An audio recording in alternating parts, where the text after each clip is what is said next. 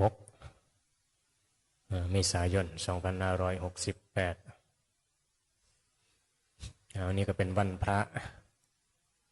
โยมก็มาวัดสมาทานศีลหมายถึงตั้งสัจจะคำสัจจะอธิษฐานนี่แหละสมาทานเป็นคำกล่าวเจ้าของเว้าเองเฮ็ดเองก็ทำเอง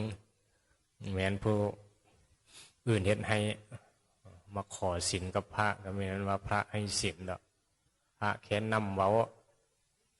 โยมเว้าได้ก็เว้าเอาตั้งสัจจะเอาศีล5มีอย่างแน่ศีล8อย่างแน่สมาทานเอาประพฤติปฏิบัติเอานั่นแหละความดีคุณงามสิ่งที่มันสิก่อประโยชน์ให้เจ้าของพระเพิ่นก็มาเบาะแนวทางให้เบาะศีลให้ซื่อๆดอกเฮ็ดให้กันบ่ได้บอกว่าศีลข้อนี้เอาเนี่ยเฮ็ดเอาเนี่ยปานานี่ห้ามฆ่าสัตว์เนี่ยห้ามลักทรัพย์อาทินนาก็ได้เปเป็นไทยนั่นแหละก็9คำมันเป็นคำบาลีเนาะภาษาบาลีภาษาพุทธเจ้าหั่นล่ะก็แปลเป็นไทยก็ห้ามฆ่าสัตว์เป็นอย่างจังห้ามฆ่าสัตว์มันเป็นอย่างมันบาปมองใดนั่นแหละมันเป็นโทษอย่างลักทรัพย์อย่างเพิ่นผิดในกามผิดรู้ผิดเม่ฮักผู้นั้นฮักผู้นี้เขามีเจ้าของแล้วเนี่ยมันผิดมองใดนะเนี่ยพิจารณาเนาะมันมีแต่เรื่องเบียดเบียนศีลบัญญัติขึ้นมาก็เพื่อความล้มเย็นอยู่กันอย่างเป็นสุขบ่เกิดการเบียดเบียนกันก็อยู่น้ำกันอย่างสันติสุขมีความสุขจิตใจบ่ได้มีความเยื่อใดเยื่อมีเยื่อลักทรัพย์นี่ละเยื่อคานั่นเป็นเรื่องของจิตใจทั้งหมดบัญญัติขึ้นมาก็เพื่อสอนให้เฮาได้มาพิจารณาจิตใจเจ้าของศึกษาธรรมะความโลภโกรธหลงนั่นแหละกิเลสตัณหาในใจพาให้เฮาทุกข์นั้นเฮามาสมาทานศีลมาทำบุญก็เป็นไปเพื่อการละกิเลสละความยึดมั่นถือมั่นเพื่อให้จิตใจสงบเบาบางลงคนบ่เคยให้ทานบ่เคยทำบุญเนี่ยก็จะมีความยึดมั่นถือมั่นหลายบ่เคยให้นะมันก็จะมีแต่ความยึดใดแหละมีแต่เอาอย่างเดียวแล้วจิตใจที่บ่เคยให้มันนี่แหละมันหาความสุขได้ยากคนที่ให้ทานให้คนนั้นให้ผู้นี้เขามีความสุขเลยพอเห็นผู้อื่นมีความสุขนะนั่นแหละคือความสุขที่แท้จริงนี่แม้นว่าเฮาได้มาแล้วเฮามีความสุขกับสิ่งที่ได้มานั่นเป็นสิ่งที่ยังหลงอยู่เฮาต้องมาเรียนรู้ใจนะใจที่ให้นี่สิมีความสุขกับใจที่เอาเลยความยินดียินดีเห็นบ่นี่คือธรรมชาติของใจที่เฮาบ่ศึกษานะส่วนมากแล้วเฮามีแต่ยินดีมันบ่ผู้นั้นผู้นี้ให้ก็ว่าเขาดีเฮาได้ละแท้จริงแล้วความสุขคือการให้แล้วกับผู้นั้นผู้นี้มีความสุขนะนี่แหละเพิ่นจังสอนให้สละสอนให้ละให้ว่างให้ซอยเหลือแบ่งปันกันเฮาบ่ฮู้จักวางใจบ่ฮู้จักจิตใจมันก็เลยหลงยึดถือกายใจทั้งสิ่งต่างๆนั่นแหละวัตถุเงินทองเข้าของแท้จริงแล้วก็มาใช้เพื่อดำรงชีวิตอยู่ชั่วคราวชีวิตมันบ่ได้ยืนยาวเฮาอาศัยโลกชั่วคราวเห็นบ่ผู้มือนี่มันก็เกิดเหตุการณ์นี่บ่โลกแผ่นดินไหวภูเขาไฟนี่ความตายมันสิไปลบอยู่ใส่ได้ถึงแม้สิบ่ตายจักอุทกภัยวัฏภัยอัคคีภัยต่างๆในโลกก็ตามแต่ความตายก็มันก็แก้ตายได้ตายนั้นอันนั้นอันนี้มีให้เฮาบ่พ้นดอกแต่ละคนก็ตายต่างกันคือเว้าหั่นล่ะเลอะตายบ่ได้หั่นล่ะคนเฮาเนี่ยจะตายแบบแซ่บๆอย่านอนตายแบบบ่เจ็บปวดหั่นนะเฮ็ดนั่นเลยเฮาก็คิดว่าคือเพิ่นมีบุญหลายเพิ่นนอนตายไปแบบสบายหั่นนะที่แท้แล้วตายแบบสบายคือบ่มีเฮาตายแบบฝึกใจโมคคัลลานะอันนี้โดนทุบกระดูกนี่เห็นบ่มันตายแบบสบายได้เพราะว่าบ่มีเพิ่นตายโจรมาทุบกระดูกกระโตเพิ่นนี่เห็นบ่ไม่ได้ทรมานได้เพราะว่าบ่มีตัวตนมายึดในขันฉะนั้นคนมีกิเลสบ่ว่าสิตายในรูปแบบใดก็ทุกข์คือเก่ามันมีความยึดมั่นถือมั่นฉะนั้นนี่จังว่าเฮาเนี่ย อย่าไปคิดหรอกว่าสิตายแบบใดแต่ว่าเรียนรู้ว่าต้องตายแน่นอนแหละแล้วก็ตายแบบใดก็ย่าดอกสิบ่ยึดในความตายสิบ่ยึดในกายใจนี่ว่าของเฮาเนี่ยมันมาฝึกเนี่ยนี่มันจังบ่ย่านตายนี่เฮายังย่านตายเนี่ยนี่แหละมันก็เลยทุกข์ยอดเกิดมาแล้วมันก็หนีความตายบ่พ้นดอกนั้นชีวิตมันต้องอยู่ในการศึกษาที่จะอยู่แล้วก็ยอมรับความจริงยอมรับเหตุปัจจัยที่ต้องเจอมันเป็นธรรมดาความทุกข์ความสุขเป็นเหตุปัจจัยคือสังขารที่เฮาหลงยึดถือกันอาศัยความสุขกับอันนั้นอันนี้เนี่ยมันหลงแต่ว่าการอาศัยอยู่แบบศึกษาเนี่ยมันเป็นสิ่งที่ควรที่จะเรียนรู้นะธรรมะพระพุทธเจ้าเนี่ยเป็นสิ่งที่โอ้ถือว่ามีบุญนั่นแหละว่าเฮาได้มานับถือพุทธศาสนาแล้วก็มาเรียนรู้ว่าเมื่อสักมือหนึ่งก็ต้องพัดผ้าจากสิ่งที่เฮาคิดว่าเฮามีความสุขคือคนฮักเนี่ยนี่แหละของฮักชี้รักของเฮานี่แหละสักมือก็ต้องพัดผ้าแล้วเมื่อพัดผ้านี่มันขึ้นมาเนี่ยเป็นอะไรลักษณะจิตทุกข์แม่นบ่เมื่อพัดผ้ามันจะตายจากรู้จักเมย์เมื่อพัดผ้าจากอันนั้นอันนี้สิ่งนี้เห็นให้เฮามีความสุขแต่ว่าสิ่งใดเห็นให้เฮาทุกข์เนี่ยโอ้ยไปไกลๆให้มาจ่อนะคนใดเฮาสั่งนั่นคือธรรมชาติกิเลสที่เฮาบ่เรียนรู้เนี่ยเพราะว่าจิตที่แท้จริงแล้วเฮาต้องอยู่กับสิ่งเหล่านี้แหละสิ่งที่ฮักสิ่งที่สั่งนี่แหละแล้วอยู่แบบใดแบบบ่หลงนี่คือการพิจารณาที่จะบริยึดแล้วก็เฮ็ดให้ใจเจ้าของเนี่ยสบายนะนั่นแหละคือหนทางที่พ้นทุกข์คือหลวงปู่เทศเพิ่นเขียนไว้แหละผู้ใดทำใจให้ถึงความเป็นกลางได้ผู้นั้นก็พ้นจากทุกข์ทั้งปวงใจที่เป็นกลางนะใจที่เป็นกลางคือใจบ่สุขใจบ่ทุกข์ใจเฉยแต่ใจเฉยนี่ก็บ่มีภัยเฉยเนี่ยใจกลางๆนี่นะเขามาด่าเขาก็เรียนรู้ว่าเป็นกลางๆธรรมดาเขาแล้วเขาทุกข์ของเขามาส้มเขาแสดงว่าเขามีความสุขก็ธรรมดาเขาให้ว่างใจเป็นกลางส่วนมากแล้วมันบอกกลางเห็นบอกเขามาด่าแล้วโอ้หึมขึ้นเลยแล้วบ่ยอมเขามาส้มก็ต้องยิ้มเหมือนบอกโอ้ยเจ้าคืองามแท้เจ้าอายุเท่าไหร่50คือยังงามอยู่ยิ้มขึ้นมาได้เขาส้มเจ้าของว่างามก็ยังยินดีในความงาม50แล้วกันยังคนส้มว่างามอยู่ก็ยิ้มเห็นปะคนว่า50แล้วว่า50แล้วเข้าไปวัดได้แล้วไปบวชแล้วได้แล้วเห็นเพิ่นเอิ้นหน้ามวยได้เนาะเพราะว่าเจ้าของเท่าเลยเฮ้ยมีเบิ่งเจ้าของนี่เจ้าของนี่แหละเท่าคือกันนั่นละมันเท่ามีบ่ยอมรับนะบ่ยอมพิจารณาใจบ่ศึกษาธรรมะอันนั้นก็เลยมองไม่เป็นมีการพิจารณาให้เป็นธรรมส่วนมากแล้วก็เอียงอยู่กับสิไหลไปครับสิ่งที่อยู่ว่าล่ะเขาอยู่ให้มักกับมักเขาอยู่ให้สร้างกับสร้างเขาคือเขามาด่าก็ด่าขึ้นเขามาส้มก็ยิ้มคือว่ามาด่าก็ทุกข์เขามาส้มก็สุขเนี่ยใจมันเป็นนี่เห็นบอกใจมันบ่เป็นกลางเมื่อใจบ่เป็นกลางกับพ้นจากทุกข์บ่ได้มันก็หลงในสังขารจากสุขจากทุกข์มันเอิ้นว่าเวทนามันชีวิตเฮาอยู่กับสังขารที่บ่เที่ยงเมื่อเฮาบ่ศึกษาเฮาก็หลงไปเรื่อยๆนี่ล่ะสุขแต่ละมื้อสุขกับอันนั้นทุกข์กับอันนี้เดี๋ยวมีคนส้มก็ยิ้มเดี๋ยวมีคนด่าก็ศูนย์โมโหเดี๋ยวดูเฮ็ดมีถือใจโผเฮ็ดมีถือใจจมกินกับเขามีแซ่บมีเฮ็ดกับเขามีแซ่บเอาอย่างเฮ็ดว่าจมเพื่อเม่มันก็เป็นทุกข์เห็นอยู่บ่นี่มันชีวิตมันหลงอยู่กับสิ่งนี้คู่มือถ้าเม่เฮ็ดเขาแซ่บโอ้ยคักเจ้าคือเฮ็ดแซ่บแหละสมเม่ก็ยิ้มต่างคนเขาต่างเม่ความสุขแนวเจ้ามักคอยเฮ็ดให้เจ้าไปหาซื้อได้โผมักอย่างเม่มักอย่างซื้อให้เดียวนี่เป็นความที่เฮาเนี่ยหลงกันอยู่แต่ว่าก็เฮ็ดไปเนี่ยสิ่งที่มักสิ่งที่ชอบมันแหละแต่ว่าอย่าหลงนะเนี่ยเพราะว่ามันเฮ็ดให้เฮาทุกข์ถ้าหลงยึดหลายก็ทุกข์หลายคือฮักหลายก็ทุกข์หลายเป็นบ่เฮาก็บ่เยอะพัดภาคนั่นแหละเฮาต้องทำใจให้เป็นกลางฝึกใจที่สิยอมรับว่าต้องพัดภาคละสักมื้อต้องตายจักเม่จักโลบ่มีหยังอยู่กับเฮาตลอดไปนี่มันสิเฮ็ดให้ใจเฮาเนี่ยมันบ่ยึดหลายนะเห็นบ่ เรียนรู้ที่จะให้อภัยกัน คนมาด่าคนมาทำร้ายเขาก็เขามีความหลงเขามีตัณหาเขาก็ต้องแสวงหาสิ่งที่ทึใจกันนี่ศึกษาธรรมะนี่คือใจเจ้าของนี่แหละ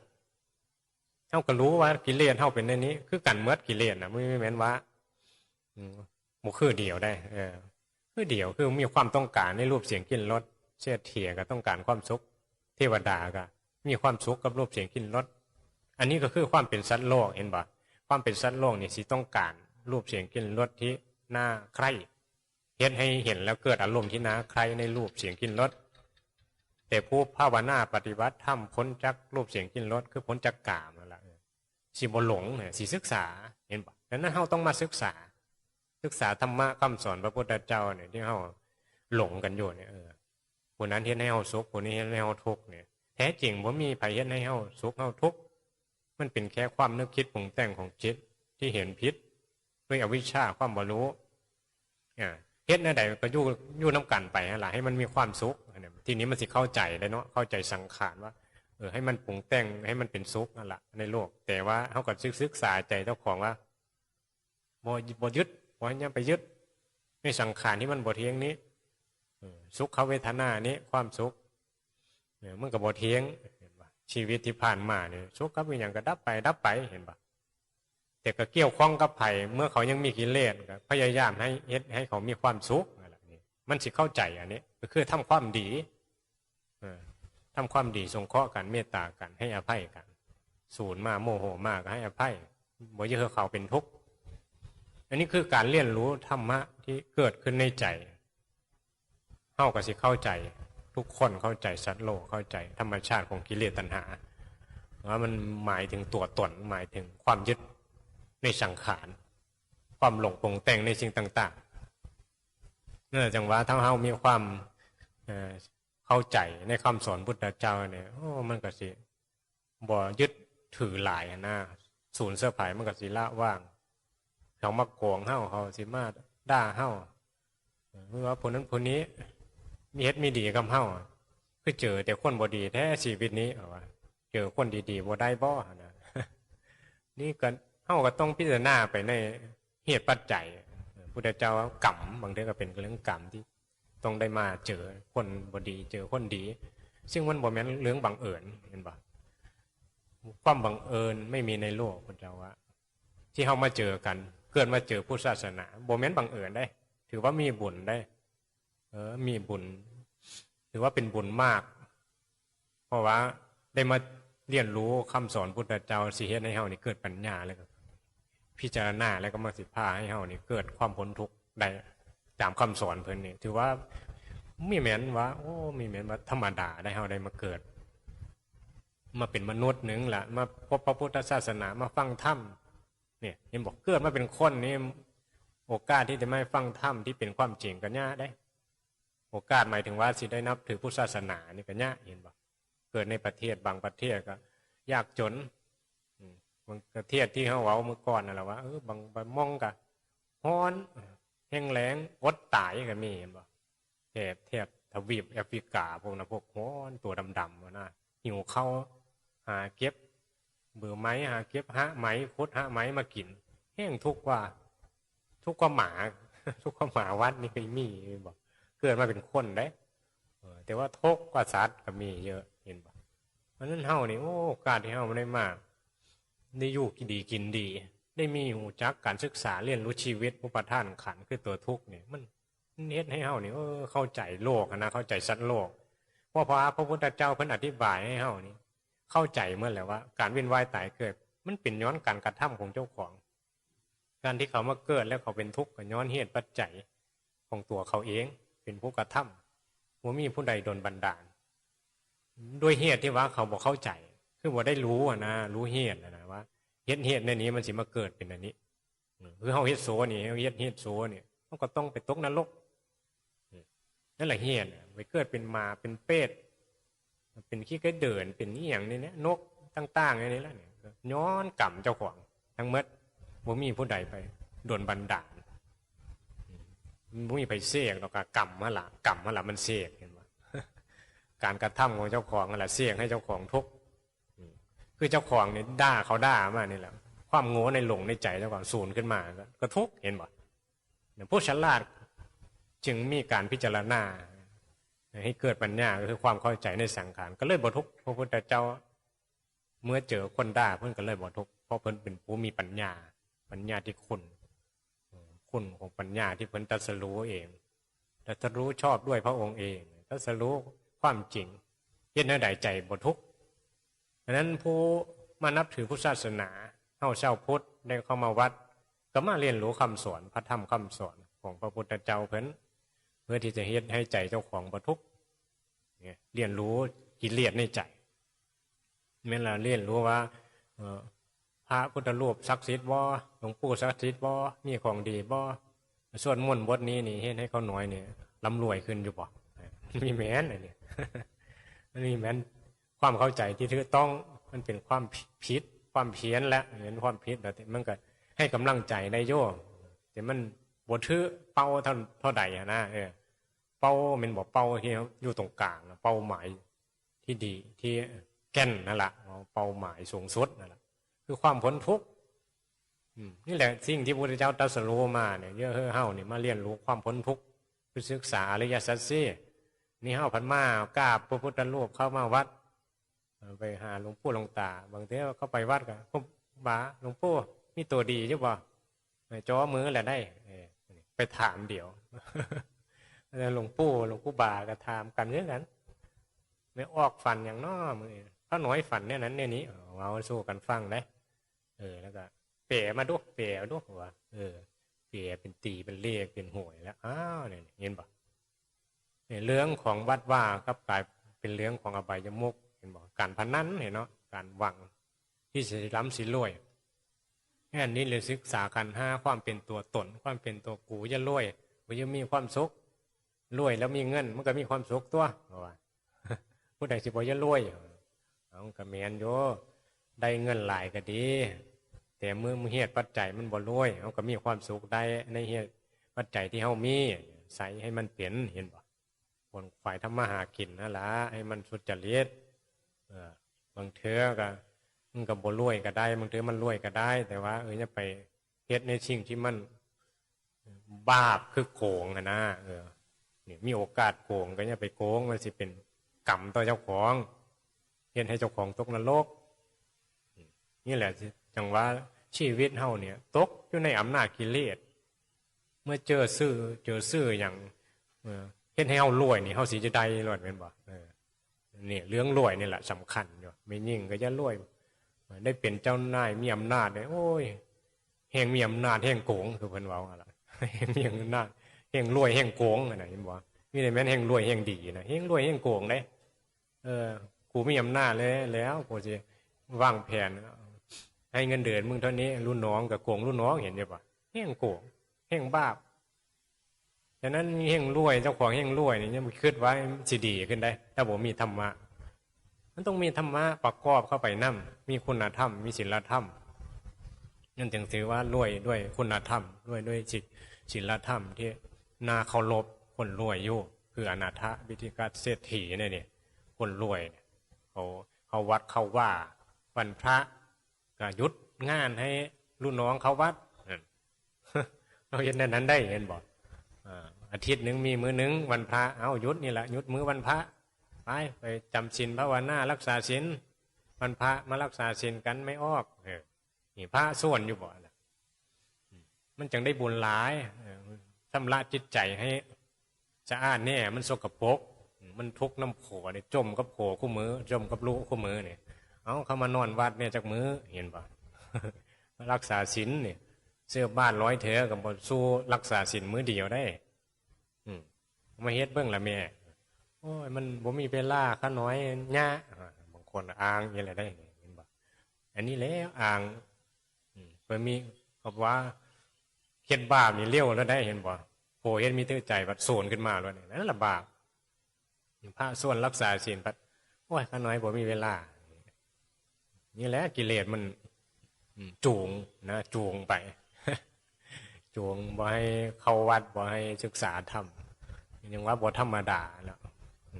แต่ว่าถ้าเข้าไปเฮ็ดพิธีกรรมสิได้ดีมีเป็นโอ้ยเอากันแท้เห็นบ่สวดอีหยังเมื่อคืนทำพิธีกรรมเกจิพระดังเนี่ยเสกว่าสิได้สิรวยอีหยังเป็นมงคลนี่อีหยังคือไสสนะที่แท้จริงเห็นบ่เมื่อกี้ก็สวดนั่นเด้สวดผ้าห่วงสวดถวายพรพระก็คือชัยชนะของพระพุทธเจ้าเพิ่นชนะด้วยหยังก็ด้วยสติปัญญาไม่ชนะด้วยฤทธิ์อันอื่นด้วยการกระทำด้วยกรรมของเจ้าของชนะมารชนะกิเลสในใจเจ้าของเหมือนว่าไปเอาชนะผู้นี้ผู้นั้นผู้นี้เหมือนว่าโผย่อมว่าชนะโผผู้เป็นใหญ่ในเพื่อนโผด่าบ่สู้ชนะว่ามีแม้นชนะด้วยธรรมะชนะด้วยคุณงามความดีมีความเก่งก็เก่งใจกันอยู่นำกันด้วยความเมตตากันชนะด้วยธรรมนั่นจังบริสุทธิ์นั่นจังบ่มีกรรมมีเวรเนี่ยจังว่าเฮาต้องมาเรียนรู้ธรรมะคำสอนพุทธเจ้าให้มันถูกต้องเฮาก็สิมีเป้าหมายเข้าวัดก็สิมีจุดประสงค์ที่ถูกต้องนะเข้ามาทำบุญก็เป็นไปเพื่อละกิเลสไปเพื่อชำระใจเจ้าของมาฟังธรรมมาฟังสมาทานศีลนี่แล้วเฮาก็ฮู้ว่าสมาทานศีลเพื่อว่าให้เฮานี่ได้ยึดถือศีลนี้เป็นที่ตั้งเอาศีลให้ไปรักษาก็เพื่อว่าเฮานี่จะได้ประสบพบกับความสุขไปสู่สุคติแม่นบ่รักษาศีลมันก็ส่วนรักษาศีลก็ส่วนเพื่อให้เฮานี่ได้เห็นความสุขได้พบความสุขผู้มีศีลเมื่อตายไปแล้วก็ได้ไปเป็นเทวดาผู้บ่มีศีลตายไปก็ตกนรกในพระไตรปิฎกพุทธเจ้าก็กล่าวไว้ผู้ผิดศีลก็ตกนรกผู้มีศีลขึ้นสวรรค์นั้นพระมันก็เลยส่วนรักษาศีลเพื่อให้โยมนี่ได้พบความสุขส่วนให้ทานมีแม้นว่าเพิ่นจะได้เงินได้บุญทำทานโยมนี่ส่งเสริมพุทธศาสนาในวัดคาดแค่หยังเนี่ยพระอยู่ในวัดอยู่ในวัดประพฤติปฏิบัติธรรมบ่สมควรสงเคราะห์บ่สงเคราะห์แล้วเพิ่นปฏิบัติธรรมละกิเลสมันเหม็นเนาะมันเหม็นอยู่เด้แล้วส่งเสริมพระที่บ่ประพฤติปฏิบัติธรรมสมควรอยู่บ่เห็นบ่ไปเฮ็ดแนวได้พิจารณามีแม้นว่ามาบ่ให้เฮ็ดบุญมาบ่ให้รักษาศีลมาบ่มีแม้นว่าเพิ่นจะได้หยังดอกก็บ่แนวทางที่สิเฮ็ดให้เฮาได้พบความสุขก็คือรักษาศีลบ่แนวทางที่เป็นทุกข์ก็อย่าไปทำบาปพระก็มีหน้าที่อันนี้ล่ะเห็นบ่นำคำสอนพุทธเจ้ามาบ่ทางสวรรค์ให้โยมเพียงในนี้เฮาก็สิได้ขึ้นสวรรค์ให้ทานเกิดชาติหน้าก็สิรวยเนี่ยมันก็มีอานิสงส์ก็คือกรรมหั่นล่ะการกระทำสิรวยก็ต้องทำบุญกับผู้ที่มีศีลมีธรรมนึงก็ได้อานิสงส์หลายทำบุญกับพระอรหันต์ก็ได้อานิสงส์หลายก็คือทำบุญกับผู้ที่ละกิเลสนั่นล่ะแม่นบ่เนี่ยให้เข้าใจในนี้ได้พระอรหันต์มีแม้นว่าผู้มีฤทธิ์มีเดชเลยพระอรหันต์คือผู้บ่มีกิเลสคนทุกคนก็เป็นผู้บ่มีกิเลสได้เป็นพระอรหันต์ได้ฝึกใจเจ้าของเนี่ยมีกิเลสนั่นเองมันก็เป็นพระอรหันต์ได้แหละมีแม้นว่าโอ้ยไปหาพระใดมีฤทธิ์มีเดชเนาะหูวลาจิตเพิ่นเหาะได้ดำดินได้มุดขี้ดินได้บ่โอ้ยนกมันก็เหาะได้เด้มันก็บินนั่นแหละขี้ดินดำขี้ดินได้มุดขี้ดินก็พี่ก็เดินน่ะเด้มันก็ดำขี้ดินได้แม่นบ่มันพิเศษมองใดดำน้ำได้บ่ป่าโอ้ยป่ามันเก่งนะอยู่เสียน้ำตลอดชีวิตมันเป็นอย่างนั้นแหละมันจะไปมองหัวไปใส่รูปเสียงกินรสมีแต่สิ่งเกิดดับมันมีตัวตนเห็นอย่างบอกมันมีความยึดถือว่าตัวเฮาต้องการความสุขมีเลียดเบอร์นี้สิบหัวไปเบิ้งอย่างหัวไปเบิ้งอย่าง